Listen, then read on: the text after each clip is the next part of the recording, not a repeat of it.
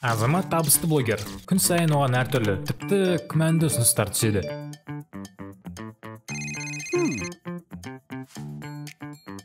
Мен курстардан 100 000 миллион ақша табамын, сені де үйретемін. Мен курстар жасамаймын.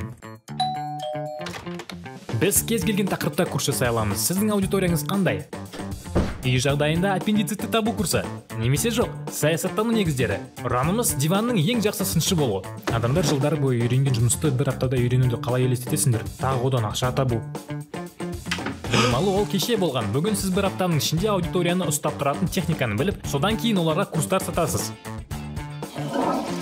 Бәрі шынымен осылай жұмыс істей ме? Азамат бәрін тексеруге шешім қабылдап, су сатып алушылар қауымдастығын тапты. Бұл Google-дан алынған ақпараттан тұратын курсты миллионға сатып алған адамдар. Азамат алаяқтардың кім екенін көрсетіп, және оларға тап болмаған адамдарды құтқаруға шешім қабылдады.